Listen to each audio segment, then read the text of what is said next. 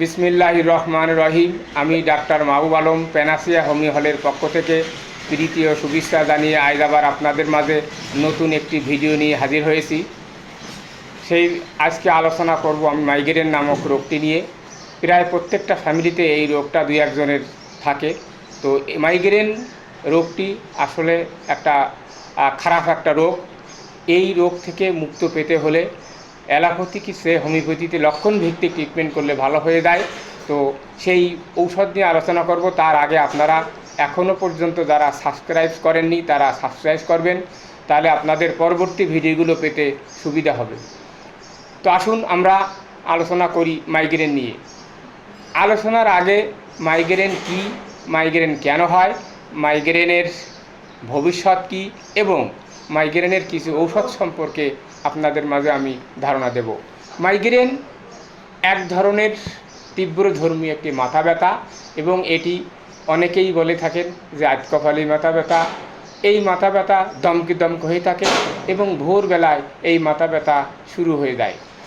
Migraine শৈশব থেকে শুরু হয়ে যৌবনকাল পর্যন্ত চলতে পারে।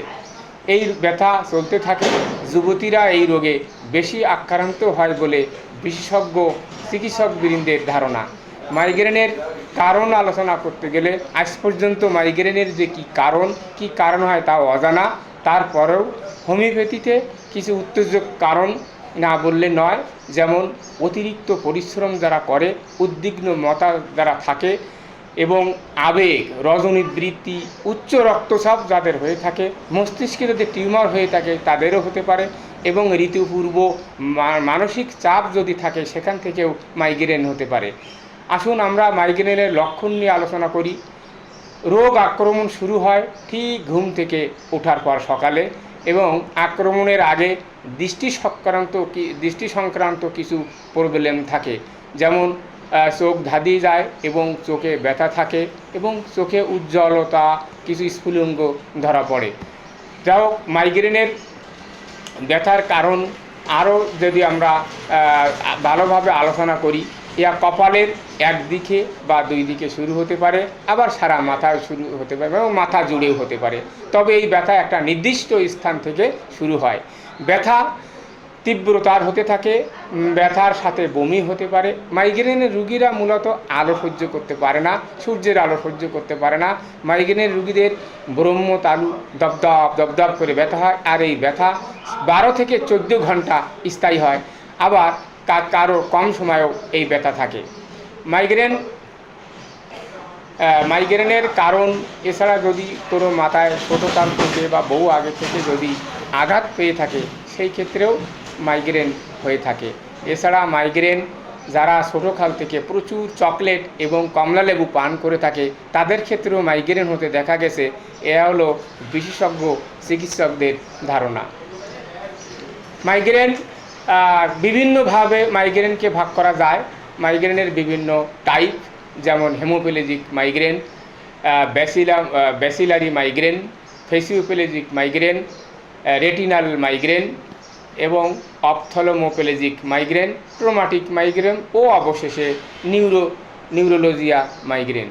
তো হেমোপ্যালেজিক মাইগ্রেন বলতে আমরা বুঝি কপালে মাথা ব্যথা থাকে এবং মাথা ব্যথা কমার পরে মাথাটা অবশ হয়ে যায়, এখানে বলা হয় হেমোপ্যালেজিক মাইগ্রেন।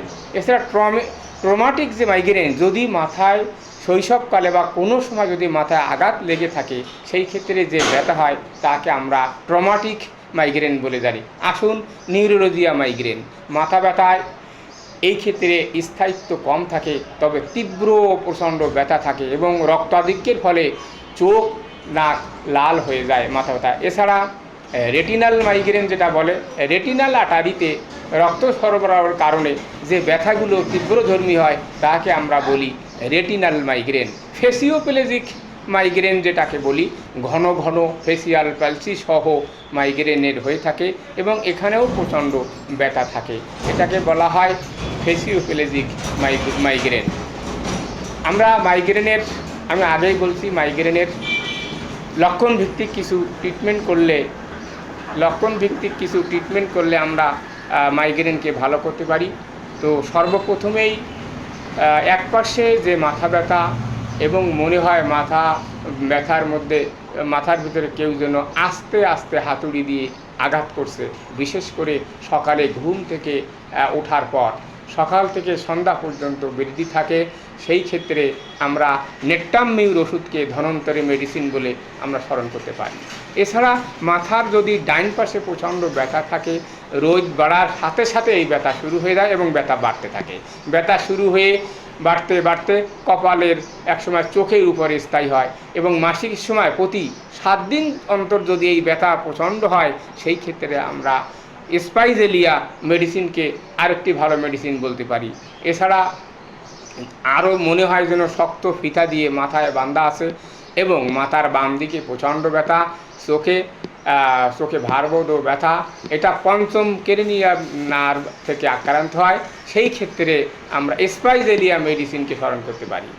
চোখে তীব্র ব্যথা, ডান চোখে ফেটে যাবার মতো অনুভূতি, বেশিরভাগ ক্ষেত্রে মাথা, চোখ, মুখমণ্ডল, দাঁতের গোড়া আক্রান্ত হয়, এটাকে বলে মাইগ্রেন নিউরোলজিয়া। মাইগ্রেনের ক্ষেত্রে মাথার আঘাত লাগার ফলে অনেক আগে যদি মাথা আঘাত লেগে থাকে এবং পিছনে যদি প্রচণ্ড ব্যথা থাকে, ব্রহ্মতালুতে গরম, মাথার ডাইন দিকে যেন একটা ছেদা করা, মনে হয় যেন ড্রিল দিয়ে ফুটো করা ব্যথা, সেই ক্ষেত্রে আমরা নেট্টাম সাল্ফ ওষুধকে আমরা স্মরণ করতে পারি। আসুন এবার আমরা ওষুধ প্রয়োগ সম্পর্কে। হোমিওপ্যাথিতে অনেক ঔষধ আছে মাইগ্রেনের ভিতরে, যদি লক্ষণ ভিত্তিক ওষুধ দেওয়া যায় সেই ক্ষেত্রে রোগগুলো ধীরে ধীরে ভালো হওয়া সম্ভব। ঔষধ প্রয়োগের ক্ষেত্রে যেহেতু একটি তীব্রধর্মী স্নায়ু গঠিত একটি রোগ, সেই ক্ষেত্রে এই ঔষধগুলো ঘন ঘন প্রয়োগ করতে হয়। তাই নির্বাচিত ঔষধ দিনে 3 থেকে 4 বার দিতে হয়। বায়োকেমিক ঔষধ যেমন এমপি এবং এফপি ঔষধকেও স্মরণ করতে পারি। যে সমস্ত চিকিৎসকবৃন্দ পাশাপাশি ম্যাকফস এবং ফ্রামফস দিতে থাকেন, সেই ক্ষেত্রেও ভালো কাজ করে। মাইগ্রেনের যদি বলি কি দোষ কী, এর মায়াজমিক ভিউ কী, সেই সময় আলোচনা করতে মূলত নেপথ্যে কাজ করে অ্যান্টিসোরিক মায়াজম, এবং মাঝে মধ্যে অ্যান্টিসোরিক ঔষধগুলো প্রয়োগ করা ভালো, যেমন সালফার সরিনামকে স্মরণ করতে হবে। পাশাপাশি সাইকোটিককে বাদ দেব না। সেই ক্ষেত্রে যদি সাইকোটিকই রুগী থেকে থাকে আমরা থুজা ঔষধকে স্মরণ করি, অতএব আমরা মাঝে মধ্যে মাসে আমরা এই থুজা ওষুধ দেব। আস্তে আস্তে এই ঔষধগুলো প্রয়োগ করার পর উচ্চ থেকে উচ্চতার শক্তি প্রয়োগ করতে হয়, তাহলে একদিন এই মাইগ্রেন নির্মূল করা সম্ভব। তো আজকে এই পর্যন্ত, সকলকে অগ্রিম ঈদুল আজহার শুভেচ্ছা জানিয়ে আমি শেষ করলাম। ধন্যবাদ।